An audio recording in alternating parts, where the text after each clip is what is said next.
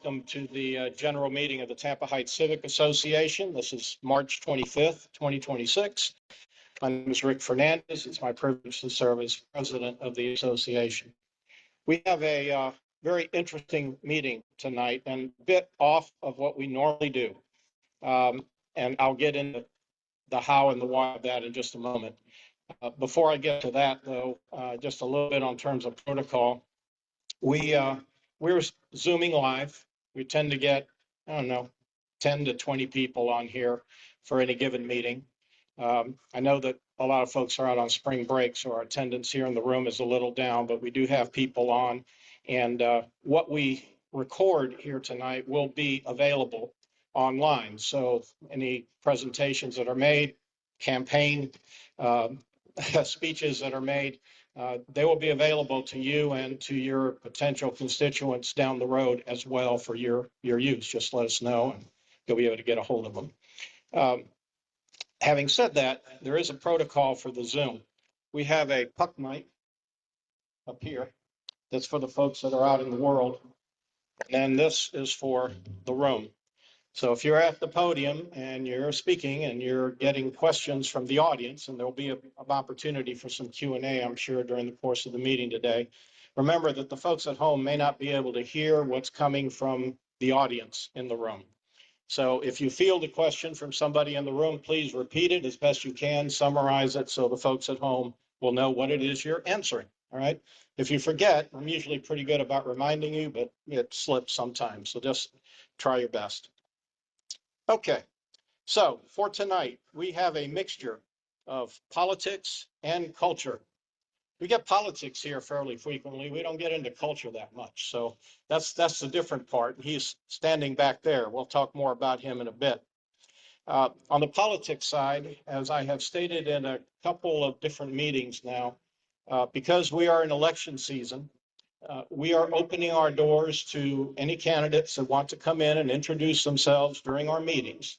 I will offer as a courtesy time at the podium for any candidate that wants to show up at least one time to introduce themselves to our membership. We will continue to do that, and we're doing that tonight.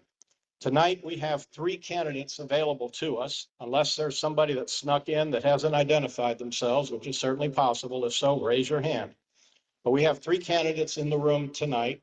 One is Dr. Neil Manimala, who's sitting right up here in the front row. Robin Lockett, I should say, Neil is running for the Board of County Commission, District 5. That's a countywide seat, now being held by Ms. Cepeda, as I recall. Robin Lockett is running for the State House, District 63. And this is Diane Hart's seat, if I'm remembering correctly, and she's termed out. And Sara Peacock came. She's a walk-on tonight. Didn't necessarily expect her to be here, but she's here. So under the protocol I laid out earlier, she's certainly going to be invited to come to the podium. I want to invite each of them to come to the podium and spend 5 minutes with you. Right? Some of that's going to be their stump speech, and some of it will be Q&A. How much is of each will be up to them and to you, but at 5 minutes, the hook comes out, all right? Just so everybody understands. All right, so with that said, unless there are any quick questions from the audience, anybody have anything? Nope, all right. Neil, I think we did a flip of the coin before, and you're up first. Come on up, sir, Dr. Neil Manimala.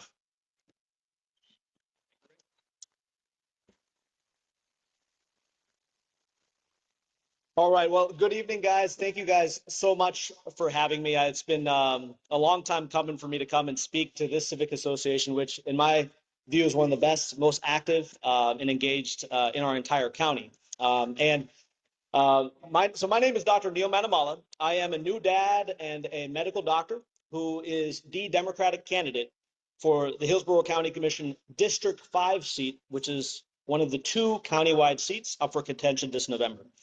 And I'm running because I believe that the drive for human dignity has got to be the heartbeat of our politics.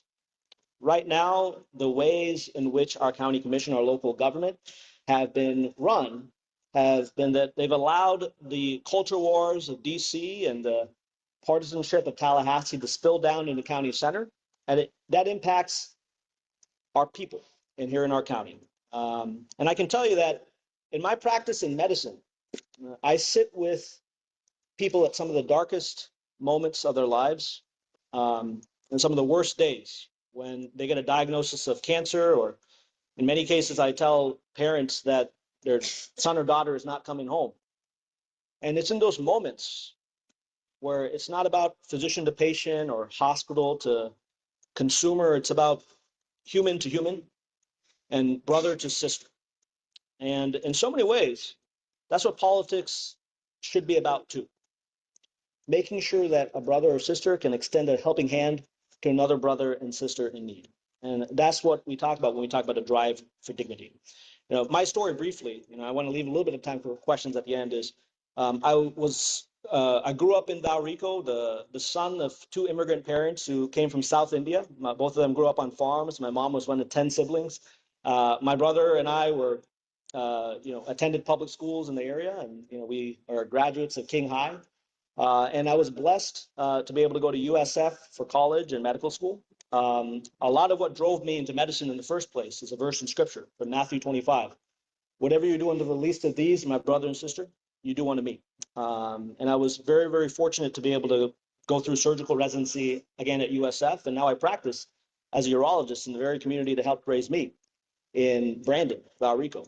But I realized pretty early on in my career that I can only do so much taking people's kidney stones and prostate cancer out if they can't make it to their appointments, because down in South County, there's only one bus running once an hour, or when they're more worried about paying for their rent or their groceries than they are for paying for their medication or their surgery. And so I was motivated to get more involved, and now I'm the president of our Hillsborough County Medical Association. I learned a lot about advocacy. I serve through county government on our board that oversees our Hillsborough County healthcare plan, which is a plan, if any of you all remember, Phyllis Busansky has been around for 35 years, providing health insurance and health coverage to those in our county who in any other place would not have it. And when that plan came under the ideological crosshairs of certain extremist county commissioners, that's when I knew enough was enough and I needed to get in. Some of the things we really want to be focused on in our drive for dignity in our county are going to be expanding transit options in our county, making sure that HART, which is currently the most underfunded public transit agency in the entire nation per capita, is no longer that. And so in the short term, we want to invest in paratransit services for our disabled and senior citizen neighbors. We want to, in the medium term, find ways to decongest our roads by potentially using our waterways, bringing back some plans for connecting the county with a ferry between East County and MacDill Air Force Base. And in the long term, planting the seeds for light rail in our area, true transit-oriented development that doesn't have a narrow-minded view of what transit can look like, which is just highway expansion, really using all tools in the toolbox.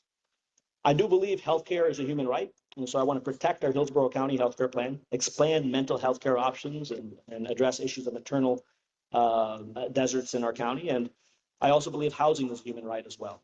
And so from multiple measures, protecting our affordable housing plan, to ensuring that we have inclusionary zoning throughout practices throughout our entire county. I want to be sure that every resident has an opportunity not just to get a home, but also to stay in it. And so in so many ways, I want to be able to stay connected with you all. Ezra is one of my volunteers over there. He's got my t-shirt, the QR code in the back. We welcome anyone who wants to be engaged and involved, wants to volunteer in our campaign. We welcome donations as well. We're running in a county that's bigger than 12 states. And so we need to be able to get this message out. And so I appreciate y'all's time. And I'm probably over time right now. They didn't teach you how to be a politician when you went to med school. So I don't know how to keep the time, but thank you, Ray. I didn't turn the stopwatch on at the right time, so I'm not exactly sure whether you're long or short. So I'm going to give you a minute. Yes, I want to take any questions. That's why I wanted to. Quick questions from anybody in the audience?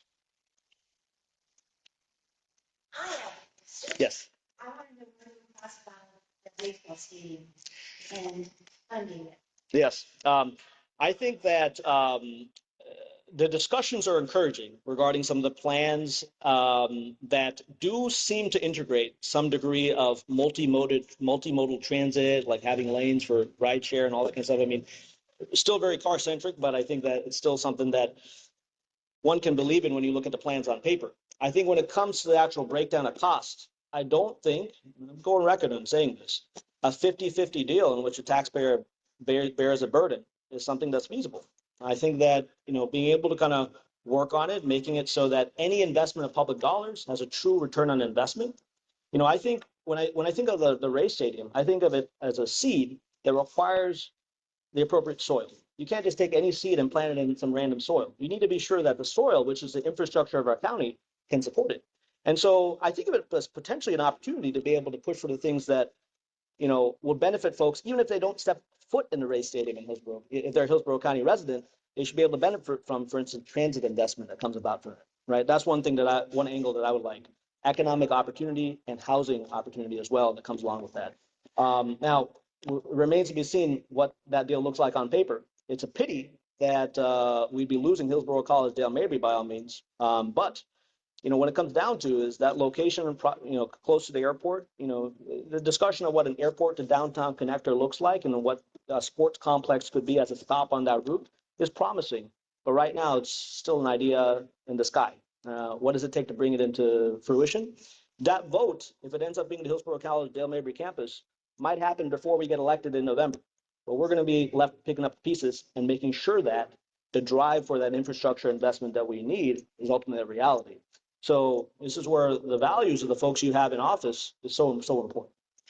Okay, that's all we have for questions. I'm happy to chat afterwards. I'll be here after. Thank you. Thank you. For what it's worth, for those of you that are still coming up, I was watching on the monitor and Neil had his mark dead on. All right. So if you want to be nicely seen and well framed on Zoom, this is where you want to be. If you like to wander around, that's on you. Okay. But he was doing really well. Robin Lockett, come on up. That was county. This is now Tallahassee.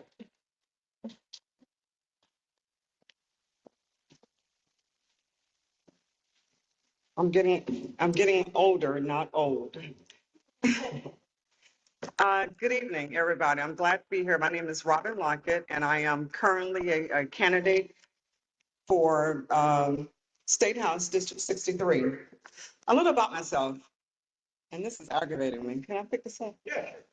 Okay, thank you. A little about myself. From Tampa, actually grew part of my years over in Tampa Heights. 310 East Amelia is where we lived. So just driving through this community, it looks totally different. I guess that's what progress is, right? While I'm running, I ran for city council citywide 2 years ago. Didn't win, of course, but I won. I had an opportunity to go through, I started that campaign through the lens of what my experiences were.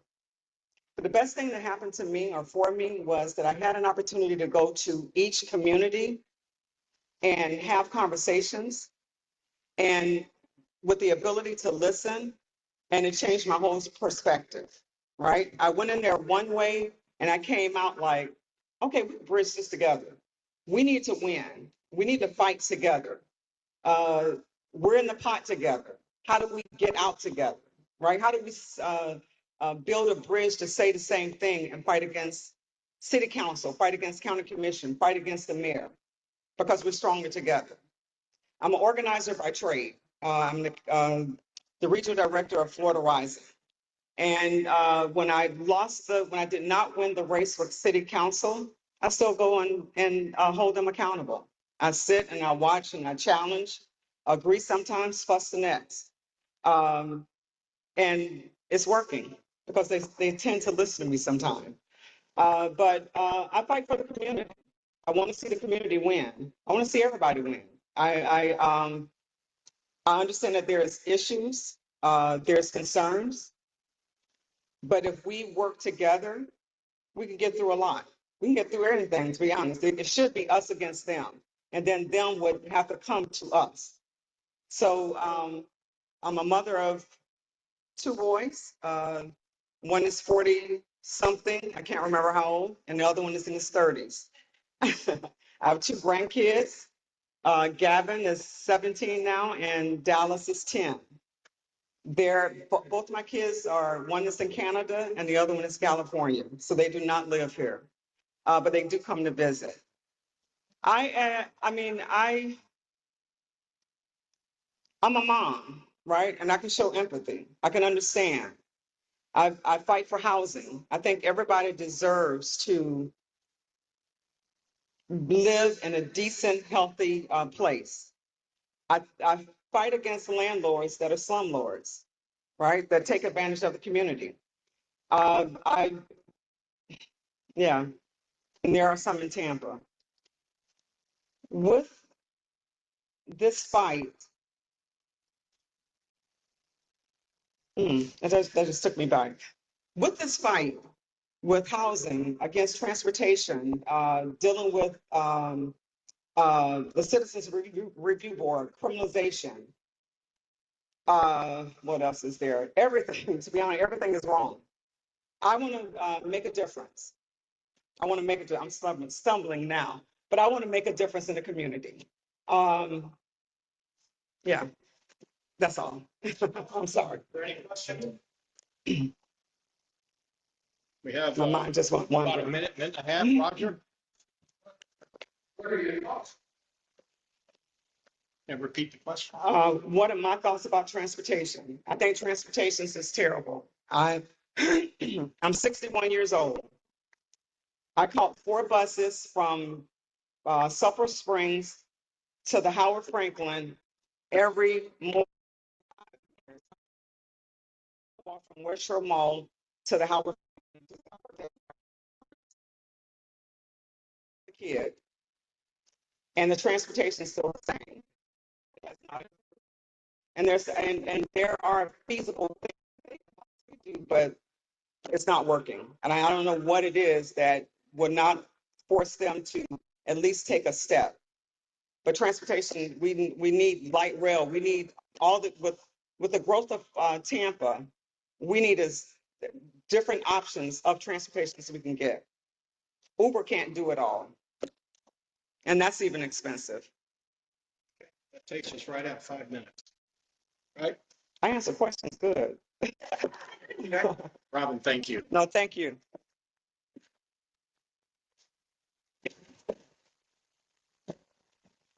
Sara Peacock, you're next. Now we've gone from the county, Board of County Commissioners to the State House to a judge. All right, so we're covering it all today. Sara, there you go. You're covering it all. Hi, my name is Sara Peacock. Hi in Zoom also. And I am a candidate for Circuit Court Judge here in Hillsborough County. So like Dr. Manimala's race, mine is a county-wide race. So I've been everywhere, right? So a little bit about me is that I am born and raised in Tampa. My mother was born and raised in Tampa. Actually, my grandmother was the church organist at Tampa Heights Presbyterian that does not exist anymore. And so our roots are deep here in Tampa. And I also went to public schools in the Tampa area. I then went to the University of Tampa. Okay, I really like Tampa, guys. And then I went to Stetson for law school, and I've been in practice for about 15 years now. My career started at the public defender's office here in Hillsborough County when it was Julie Holt as the public defender. I then practiced family law for a few years and came to my senses, and now I do civil litigation. And so for those of you who don't know anything about the court system, let me tell you a little bit. I'm running for the circuit court, which is part of the state court system here. And the circuit court is the higher level of the state court system. So there's the county court, and then there's the circuit court. A circuit court judge hears felony cases in the criminal context. They would hear cases worth $50,000 or more in the civil context. And a circuit court judge also hears anything involving family law matters, juveniles, probate. I think I've covered everything. And before you say, wow, that's a lot to cover for one person, you are placed in a division, right? So you are in a particular area of the law, and you don't get to pick that. The chief judge places you where you will be presiding. What I think sets me apart from my opponent is that I have practiced in multiple areas. And that's important because I've dealt with people, I've dealt with different kinds of law, I've dealt with many different types of issues, and that makes me well suited to be placed in any courtroom. I've also spent my career as a litigator, meaning I've literally been in the courtroom. When I was a public defender, I was in the courtroom almost 8 hours a day, every day, handling cases. And so that's just a little bit of background on the court system. And judicial races are nonpartisan, right? So I'm pretty limited on any questions that I can answer because we are nonpartisan. Another important thing to know about the judicial races is that because they are nonpartisan, it is important that you vote in the primary, which is, does anyone know when it is? August 18th. Of course, the candidates know, right? So August 18th is the primary, and you really should vote for a number of reasons. You should vote in the primary, but particularly for nonpartisan races, they are often decided in the primary, right? So if you don't go out and vote in the primary, you miss the opportunity to vote for judges, school board, city council when those are on the ballot, those types of things. So please, please, please vote in the primary. And I often hear from people that they've never met a candidate for circuit court judge. Now you have. You can tell your friends. And if there happen to be any questions about the thrilling world of the court system, I would welcome any questions. But otherwise, I'm on social media and things like that. Sara Peacock for judge. I appreciate your time. We're at 3.5 minutes. There's this bonus period. Listen, I'm a litigator, right? So I know how to get it done. Got to get to it. Oh, sure. Here.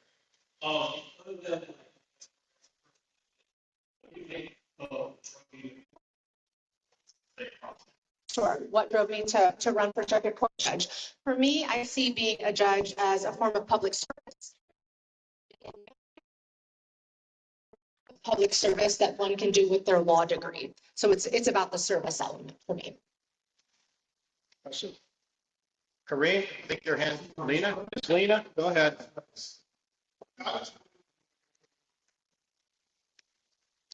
So that's one of my opinion on capital punishment was the question. That's one of the things that I'm just not really at liberty to be able to discuss. So my answer is that it's a law and I would follow the law as the judge. It's as much as I can say on it. And certainly there are things in place in the court system where that has to be asked in jury selection and things like that. Because whether I agree with it or don't agree with it, it is the law. About 30 seconds. Quick question. Lena?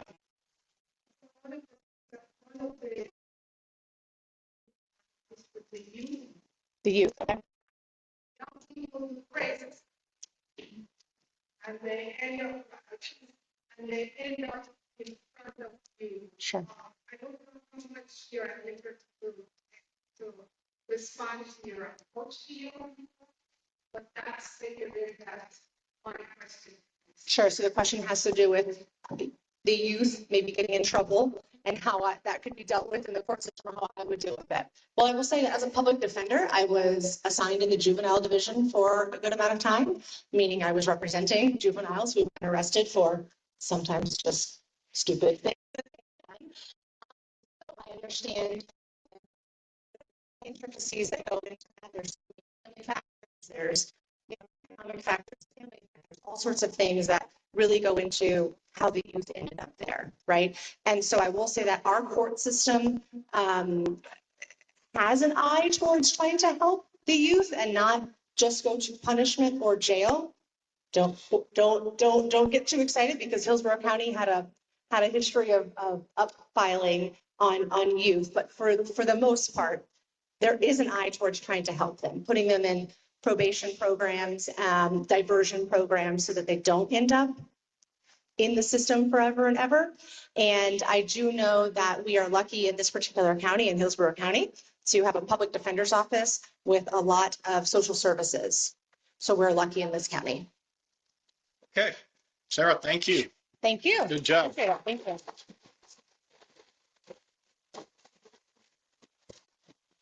All right. So that takes, you don't really need this for me, do you? That takes us to the culture part of our meeting. Matthew Suarez, who who is going to be introduced by Taryn Sabia. And as Taryn is walking up, let me just say quickly, I first met Matt because of the Tampa Bay Express Wars. First time I ever saw him was at the County Commission chambers when he was at the podium giving all hell to the TPO board.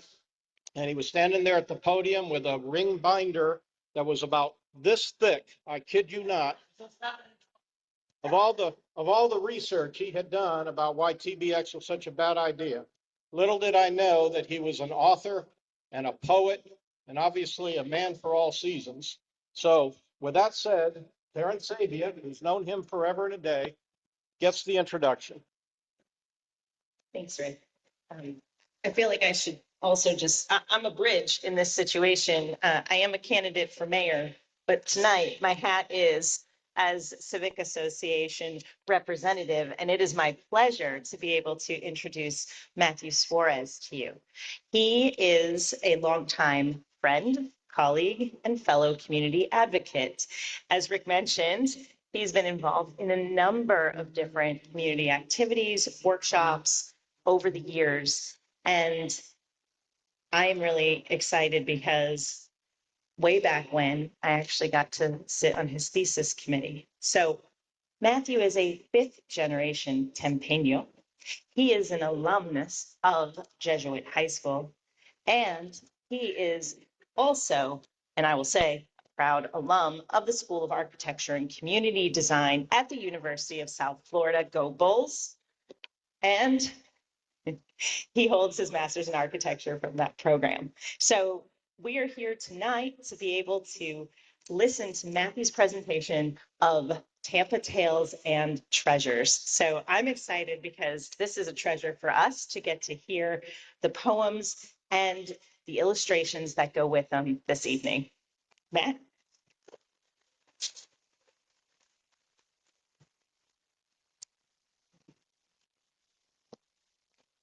Thank you, Taryn. Appreciate it. Hi, ladies and gentlemen. Matthew Suarez, 5th generation Tampeño. We've been here for quite a while.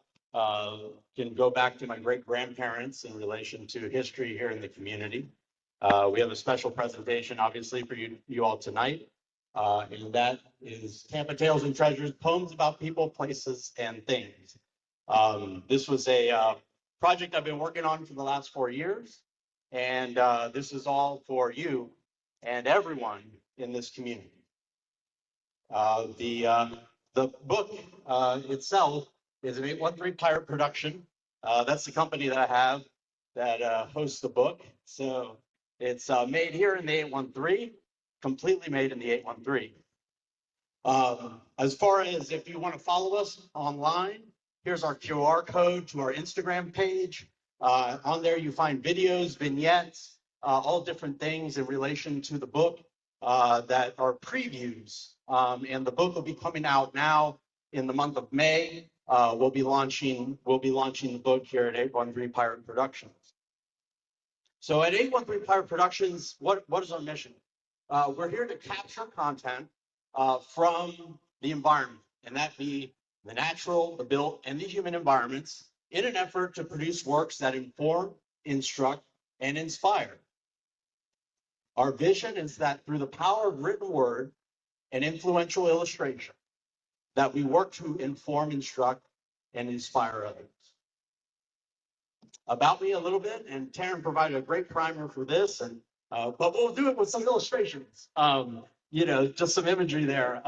Again, 5th generation since 3/24/1984, so just coming off a birthday from yesterday.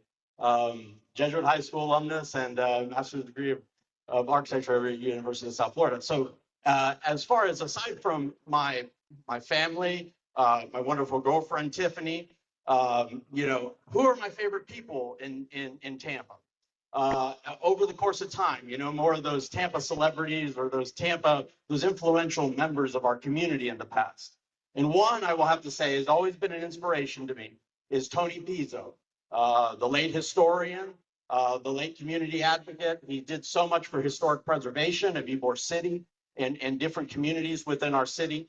And another is Carlito Fuente. I see Carlito currently as kind of Tampa's goodwill ambassador of the world. I mean, he travels constantly and he's always talking about Tampa. He's always talking about Tampa. So those two are probably favorite people. Favorite place, Grand Cathedral Cigars. A lot of this book actually was produced at Grand Cathedral Cigars, and which is right here in Tampa Heights. And it's very fitting in relation to Grand Cathedral, is that originally, once the building was restored, it was supposed to be a community center for the arts. Stayed that way for about a year before that operation transitioned out. But here we can see that Grand Cathedral hosting me and doing this book. I work on my phone. The whole book's been produced on my iPhone, and the sketches, the poems, everything. We can see that Grand Cathedral still has life as being a cultural arts center for this community. And then my favorite thing is Gasparilla. I enjoy going to the Gasparilla parade. So that's my people, place, and thing. A little bit about the book. So from the people that we know and remember to the places we love and recall and the things we see and share, in it you will find Tampa, the environment we treasure. And this is the cover here of the book. This is the actual physical copy. I have one more coming that'll be here next week as a final proof, but this is what it's gonna go ahead and look like. And what's in the book? So we get 54 poems that are fully illustrated with 60 sketch collages. And I did about over 750 illustrations in relation to the book. And they're all assembled on average. I mean, collages can go from 15 sketches to over 20 or sometimes pushing 30. I think my Tampa collage that I have is 45 sketches. So, and the book is 250 pages, a little over 250 pages. Environmental poets, because we're talking about the environment, whether it's built, natural, or human-based. And I learned that from my research with the interstate. That really impacted me to know about, the environment's just more than just trees and the sky and everything like that. That's the natural stuff. But there's also the environment that affects the built environment and then also us as people. So some environmental poets that I consider environmental poets, and I consider what I do environmental poetry, are Sandberg. He documented things in the Midwest. A poem that I love is Chicago that he wrote, Frost in New England. And I threw Jimmy Buffett in there because Jimmy Buffett has always been an inspiration. And I love what he talks about in relation to the Gulf Coast. And he actually writes a lot about people, places, and things. A thing is a margarita. A person is a fruitcake. A place is a volcano. So, that's how you can kind of see how this theme, it can be found in other places of art. And an environmental poet, like I said, one who writes poetry about the natural built human environment. A little bit of a dissection of the book. These are kind of the just to walk you through all the different segments. The dedication. I did kind of a creative dedication in relation to this writing. My mom's in the back there, and no, it's not dedicated to Mom, but it is dedicated to Mom. It is dedicated to the people, places, and things of Tampa, past, present, and future. So it's dedicated to the community because I love this community and all that we stand for. The foreword is actually written by a familiar face or person, my childhood friend, since I've known since the third grade, Councilman Guido Maniscalco, wrote the foreword to this book. I wrote the preface. Then we go through the table of contents, obviously listing all the subject matter. Then you get into the poetry and the collages. And then at the end of the book, I wasn't satisfied with just giving you cited sources. So I created a portion of the book called Written Works. And in Written Works, because any of the places that I was going to and when I was working on the book, people always had questions. How'd you do this? What caused you to develop it in that manner? So Written Works gives you summaries that provides, things that go beyond the book, which I call beyond the book summaries. And this will give you behind the scenes information on how I thought about stuff. You'll learn about the app that I used in order to go ahead and make the book, and some other content similar to that. Also, there's content that expands upon some of the stuff that's talked in the poetry. So there's that. Then I have musical complements. So the musical complements are songs that come from contemporary music or even, past music. I think I have, some ragtime music for the streetcar poem in there that talks about the era. But nonetheless, this was influenced by Instagram and doing stories with music. So you're pairing imagery with music, writing with music, and you get the musical complement in this section. And then you get the reference source.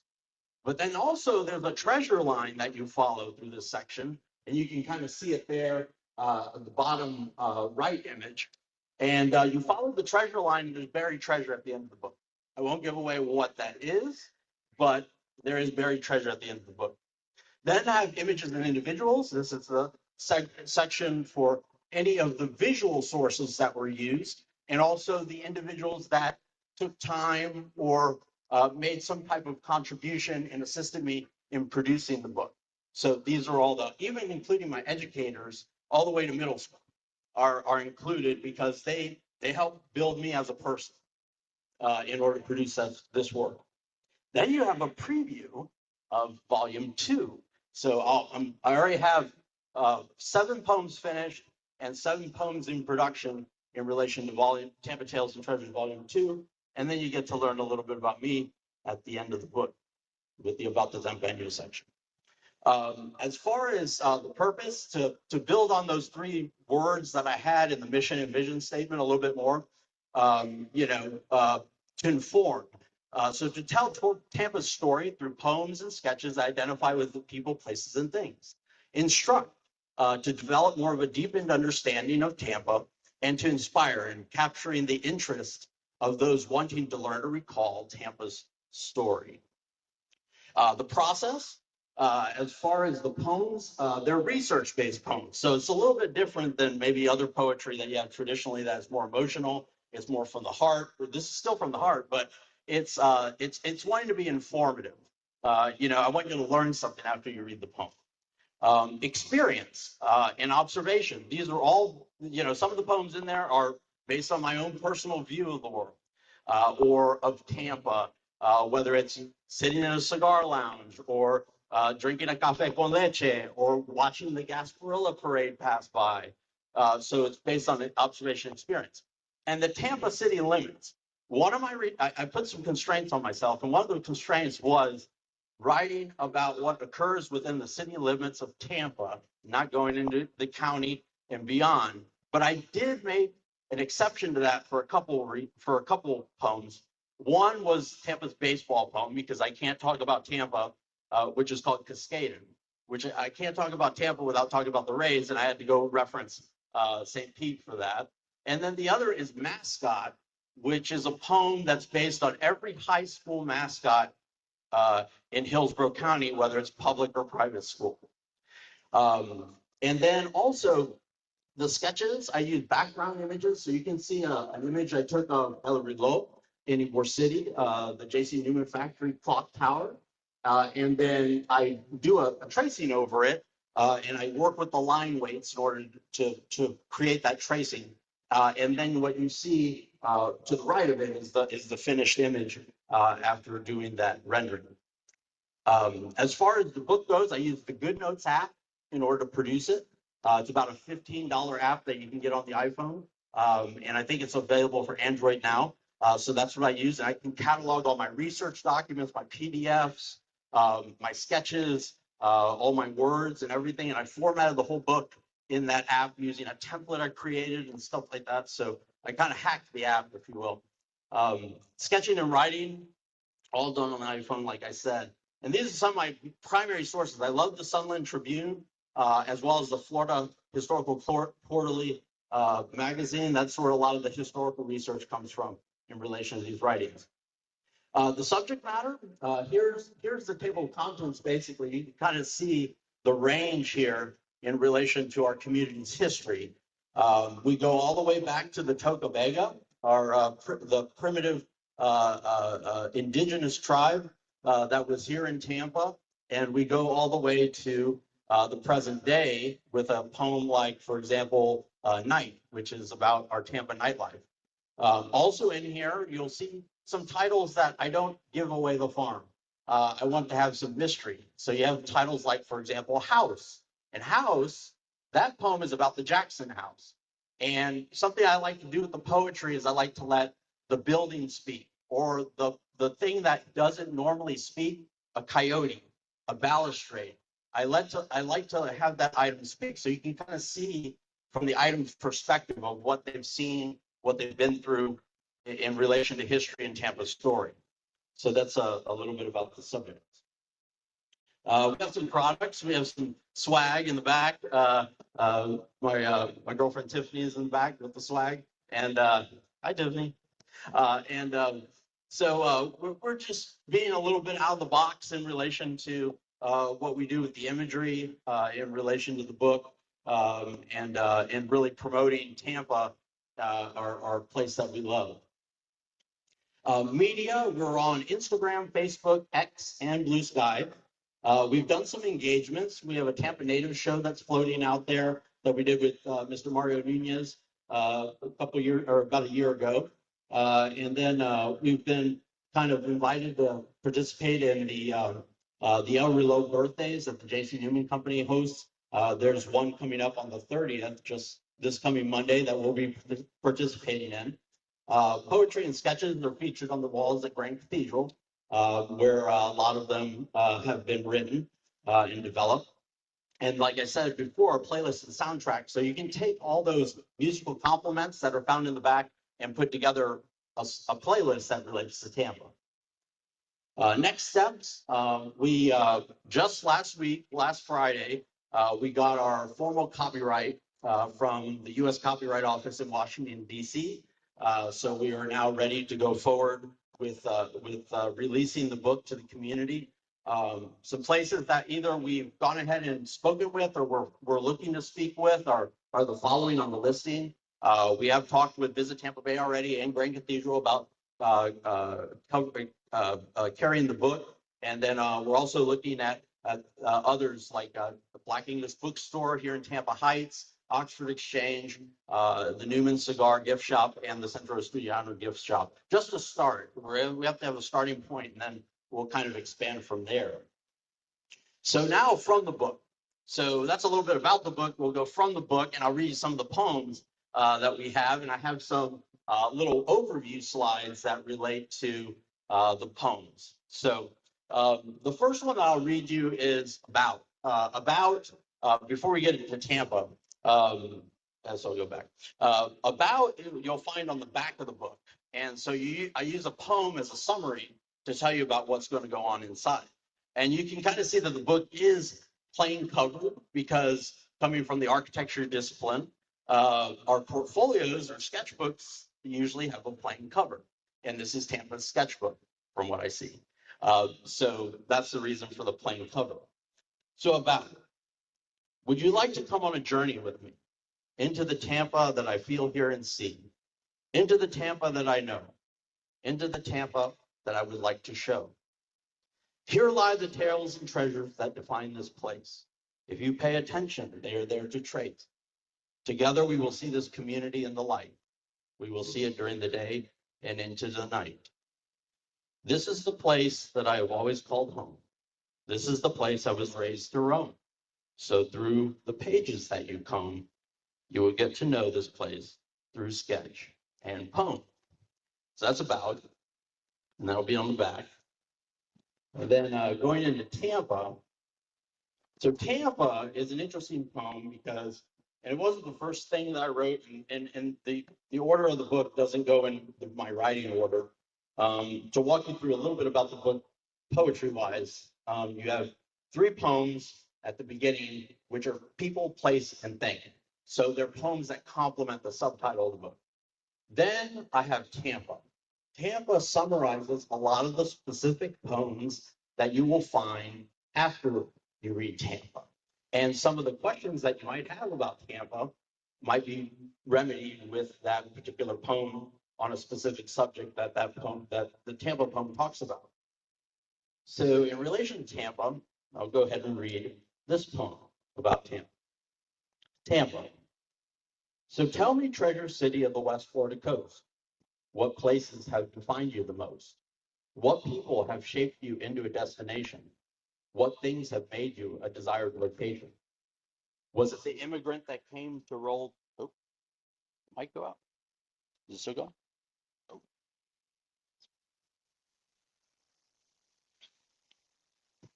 Oh, thank you.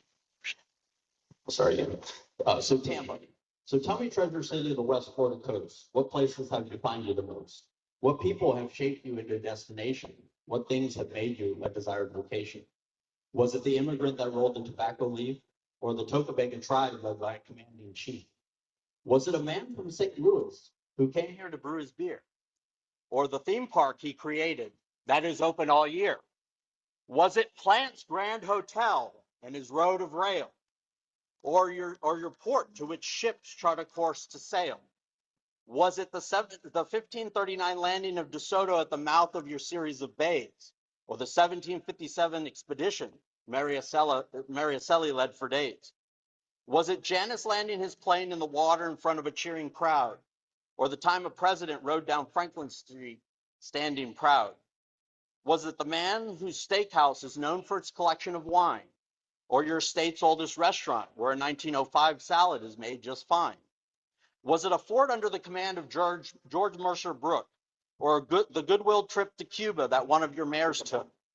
Was it the brick that was once used to lay your city streets? Or an old meeting house that used to sell ice cream treats? Is it the pirate parade that invades your shores? Or the Seminole Heights bungalow that has wood floors? Is it a historic neighborhood the interstate tore through? Or the high school where a tiger's colors are white and blue? Is it your river that can be enjoyed by bank or boat? Or your football team that once signed a man they called the GOAT?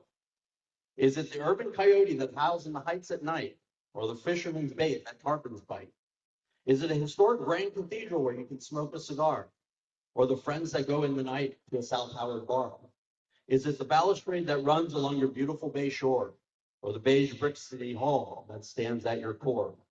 Is it the sunrise that lights your morning sky? Or the sunset that tells your day goodbye? Is it the baseball catcher that is in the Hall of Fame?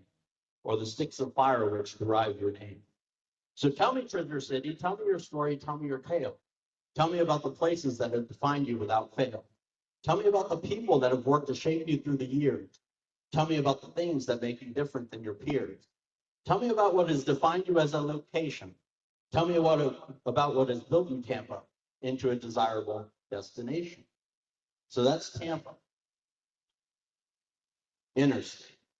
So Interstate was created based on my experience working with Ms. Lena Young-Green, Mr. Rick Fernandez, Taryn Savia as well, and many others within this community. And it's a reflection of kind of what I felt that I've, kind of discovered when working during that long 7 years. So Interstate. When Tampa's urban core was very much alive, a project was planned for people who drive. Rather than see this core continue to thrive, this project made sure it would take a deep dive. With maps of cities where these places were charted, a thick yellow book was where it all started. The Bureau of Public Roads was the keeper of this book. It referred to its recipes like a sinister cook. Though some may have thought this project was game, it damaged Tampa greatly when its data start came. Beginning to take property like a bandit, with a gun, it hollowed out Tampa neighborhoods one by one. It cleared these properties at rapid pace. It didn't care at all about the human race. It was a killer of well-formed urban space. It threw a dagger at Tampa's sense of place. It took George Washington Junior High. It took people's homes and made them cry. It took properties from Tampa's tax base. It took the Lamar's apartment space. It left Tampa Heights in great despair. It left Ybor City in complete disrepair. It left West Tampa gasping for air. It left Central Avenue totally bare. To Tampa's urban core, this project was nothing but mean. Its devastation is evident, as sight clearly seen. To the one that knows Tampa, it is quite clear, for the damage it did can be seen year after year. Seen are the berms and walls that sever the street. Seen are the cars and trucks that emit toxins and heat. Seen are the vacant structures where the vandals meet. Seen are the neighborhoods split by miles of concrete. To those that now live in Tampa's urban core, this project is something that still makes them quite sore. Its misdeeds have made it a source of hate. This project they call the interstate. So you can kind of see with my poems, I try the best as I can to save the word you're looking for from the title to the very end. And I usually am able to get it as the very last word, or if not, within the last sentence. So that's interesting. So Coyote is about our furry friends that kind of live in the Woodlawn Cemetery and run around the neighborhoods here, Tampa Heights, Seminole Heights. I know some have seen them, probably there on the in the cemetery if you're doing a neighborhood walk or something. So I'll go ahead and read this one. I howl in the night when the moon is bright. I roam the heights, but I don't want to fight. I have a brownish orange kind of fur. I at times might bark, but I do not purr. I den in the cemetery they call Woodlawn. I am most active at both dusk and dawn. I sometimes can be spotted wandering along the river's edge. I can be a neighborhood nuisance, some allege. I walk the shady Heights street with my 4 feet. I may pick through the trash to find something to eat. I think a fat feral cat can be a scrumptious snack. I wish for this I wouldn't get flat. I think humans in the Heights don't want me here. I know they fear my presence year after year. I'm seen as the one who will bother the family pet. I can be viewed as one who poses a threat. I don't want this to be how one sees me. I just want to be the neighbor who lives in the cemetery. I just want to roam the heights under the shady oak tree. I just want to be the coyote. That's Coyote. Streetcar. Let's go back to when we had transit. We had a lot of candidates talking about transit tonight. Let's talk about what we had and what we don't have anymore. So streetcar. The streetcar bump. So before the car would crowd the Tampa street, and people mostly traveled town on their 2 feet, there was a transit option that couldn't be beat, which once traveled up and down the Tampa street. To Tampa, it was introduced in the year 1885, rails running from downtown to Ybor when it first went live. Vehicles with engines turning water into steam by burning wood. Riders aware that this new transit method, or this new movement method, was something quite good. In Tampa, it was expanded in 1892, rails running from Ballast Point to Sulphur Springs as it grew. Vehicles connected to cables that supplied electric power. Riders traveling Tampa streets together hour after hour. From Tampa, it was taken in 1946. Rails removed from streets so the auto industry could get its fix. Vehicles stacked in scrapyards waiting to be melted down. Riders turned to drivers in traffic trying to just get around town. John T. Leslie kicked its system into gear. Peter O'Knight expanded its routes without fear.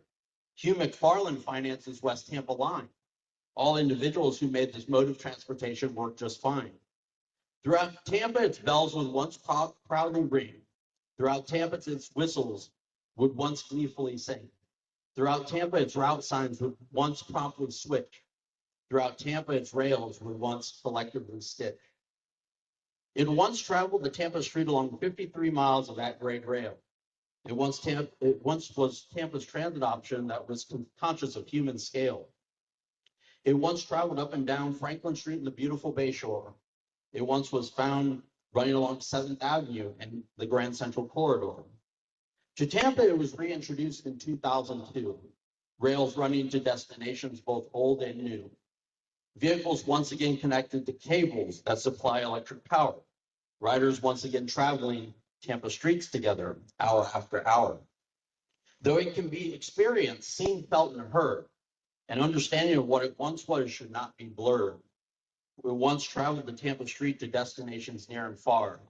It once was a Tampa transit network based on the streetcar. So that's streetcar. I've got one final one before I open up for questions, which is cathedral, where a lot of the poetry has been written. And as far as cathedral goes, go ahead and go over this one really quick to wrap it up for questions. Cathedral. It was completed in the year 1906. It was constructed by laborers using hundreds of bricks. It was dedicated to the Tampa pioneer Obadiah Henry Platt. It was a Tampa Heights church where the faithful once sat. Here, Tampa's first congregational church used to meet. Here, a grand bell tower once sent Sunday sounds through the neighborhood street. Here, a grand series of stained glass windows let in the light. Here, a grand organ sent sounds soaring high during services held day or night. In the 1950s, the church congregation moved on. They sold their church to the Polish American Democratic Club and were gone. The club had it for a period of 20 years, but by the 1980s, it was the subject of neighborhood fears. It sat vacant and alone. It sat patient and unknown. It was ravaged by a lightning strike and arsonist fire. It became a place of no one's desire. Then one day came an architect by the name of Muse. He worked to restore the church into a place people again could use.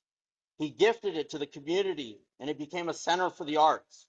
He thought this use would fit its many interior parts. The center ended up not being the right fit. It was around for a year, then the operation quit. So the building sat restored, but yet again vacant. It sat bored, but still patient. Then it finally happened. It finally came. An opportunity based on tobacco lit with a torch's open flame. An opportunity based on crafting quality cocktails that are not lame. An opportunity based on bringing people together through cigars and drinks of great acclaim. It was the vision of an entrepreneur by the name of you. She took this patient church and made its dreams again come true. She worked tirelessly to finish its interior space. She worked thoughtfully to make sure it would once again be a grand place. She added furnishings and photos that take you back in time. She added a patio that features koi and more than one wind chime. She added a stage where the piano plays and defines its form. She created a place that is inviting, welcoming, and warm. She stocks her humidor with the finest Puente family sticks that can be found. She stocks her humidor with the sticks made with what Oliva tobacco grows from the ground. She stocks her humidor with an American stick that the Newman family hand rolls down the street. She stocks her humidor with a stick that St. Ignatius would think is smooth and sweet. She staffs smiling faces that greet you like the morning sunshine. She brings in musicians that play notes that are quite fine. She made a memorial wall for those who fight crime. She created a place that allows people to gather and pass the time. So now a part of Tampa's past once again has new light.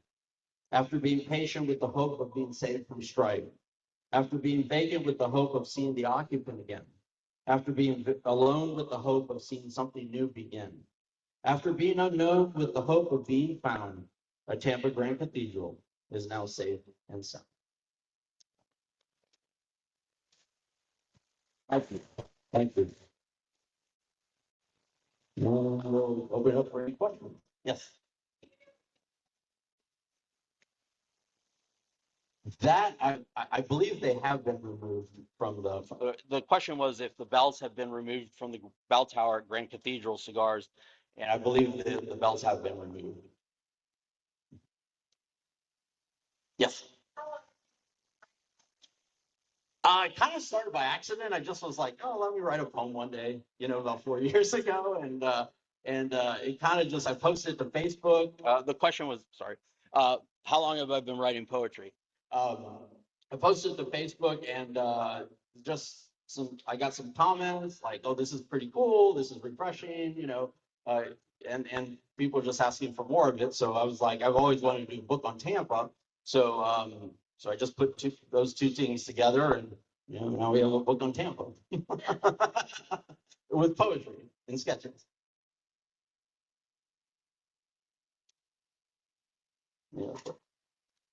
Liam.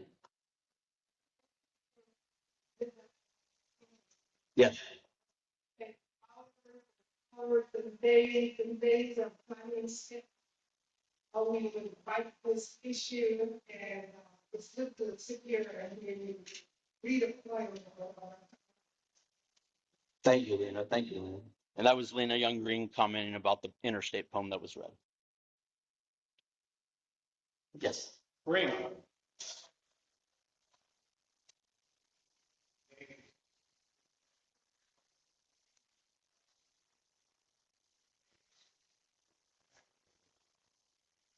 The Tocobago. So the question was, what drove me to doing a poem on the Tocobaga, the Native American tribe that was here in Tampa? I thought it was an important part of the history where things all started. They were the first individuals to be here before anyone from the West had discovered the area. So I thought it was an important topic to establish the story. And also, it's not a typo, but that poem says Tampa, not Tampa, because Tampa's name is something that the M and the N got lost in translation. So the actual name of our town is Tampa, not Tampa. And that poem talks about that. It also talks about how Tampa means sticks of fire, the lightning. And the indigenous tribe, the Tocobaga, is attributed to what the name Tampa means. Matt, did your research involve any interviews with interesting characters from the past that are still with us that help to inform some of your historical perspectives? So the question by Rick Fernandez was if I've interviewed anyone to create the poems in relation to the book that have significance in Tampa history. Right now, I've only done the poetry based on research, and that meant through reading or listening or reviewing. But I hope for the second version, the second volume, that I can do interviews with individuals to capture those stories. So, for example, I was really looking at articles that have been written in the past and just doing research based on, the content out there, or it was based on my personal experience in the community over time that went to generate the poem. But it's something I have on my radar, and I really want to do that to capture those local stories from people. Neil? Matt, this is amazing work. Thank you. And I am looking forward to coming to any of your launch events in the city of Tampa. But I'm curious, because you're a master not just in the city, but a master in so many ways for our regional. Right? Speaking about history, you can talk about how you know safety and get. Do you plan to have any events in the county and maybe across county lines where folks are at Rosslyn Chapel? And this is amazing. It's an opportunity to give back.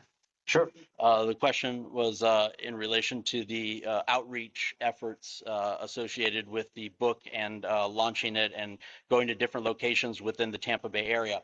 Yes, I'm not opposed to I'll go anywhere with the book. I'll go locally, nationally, internationally. I just saw it as a constraint to really talk about just Tampa-based things, so it really had a more definition towards the city itself. Versus and also I put some, doing it all on the iPhone was a constraint that I put on myself. So I had some built-in constraints just to keep me focused and keep me in line in relation to doing the work. Yes. Sir? So,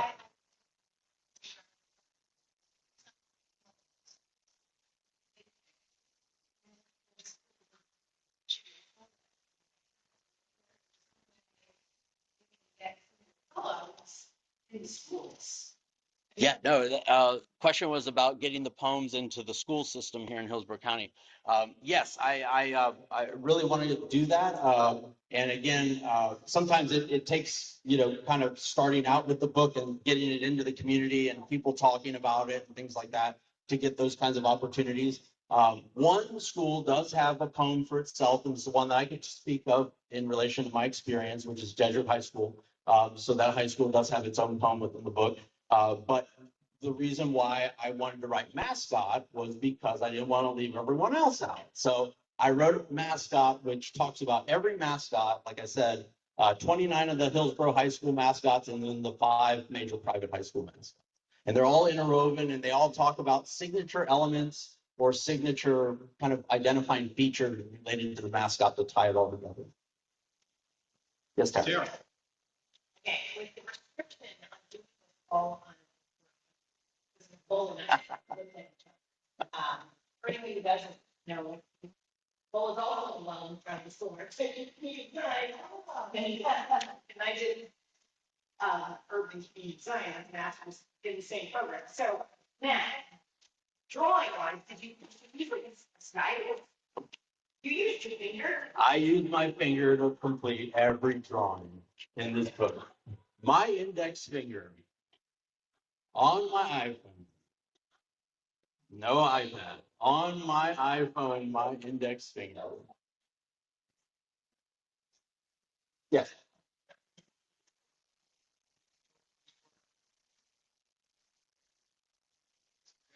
Yes, I have looked at both Totley and also Russo, our lawyer for Hillsborough County, Ms. Totley, and Ms. Russo for City of Tampa. I really like their work, and they're great figures to have in relation to chronicling our story through poetry as well. And I just wanted, as an up and coming generation. Wanted to also compliment that history, but yes, I have reviewed their work. Yes, especially over at Perry Harvey Park. Mr. Stokely has his poem there about Central Avenue. Any other questions from that? Anything online? Oh, Robin? The question was a statement. You kept my attention very, very, very good job. Thank you. Thank you. Appreciate it. Appreciate it all. Yeah. Well, that is something that I did. So I did the U.S. Copyright Office and then also the Library of Congress. So I have my control number. I did that. I enrolled in that on Friday. So this book will be in the Library of Congress. So I've just got to send it up to Washington. But our community story will be there. It will be there. So, well, I appreciate it all. Thank you for your time and your this evening, and look forward to having you support Tampa Tales and Treasures in the future. And like I said, the book will come out in May is what we're looking at launching it. Just keep in touch with our Instagram page, and you'll get the information on where you can find it and so forth. Thank you. Good one. Thank you, Rick. Go Tigers. Go Tigers. I wish we had that interstate poem available to us back in 2015 or 16 when we were doing our talks to the TPO or MPO board. I got to say, at the risk of sounding a little bit like a nurse, interstate brought a bit of a tear to my eye. So thank you for that. It struck someplace. Matt, thanks. I'm not surprised, quite honestly. I figured you were going to be really solid up here, but that was beyond. So thank you. To the candidates that have not just come, but stayed with us today, thank you. Robin, Neil, Sara, thank you for being here. Appreciate your time. Remember, there's some merch in the back if you want to pick something up from Matt's efforts. I don't know what all you have back there. I see T-shirts. Just T-shirts now. Okay. Are there any comments, questions, anything at all for the good of the order? If not, I think we're ready to adjourn. Thank you all very much for coming.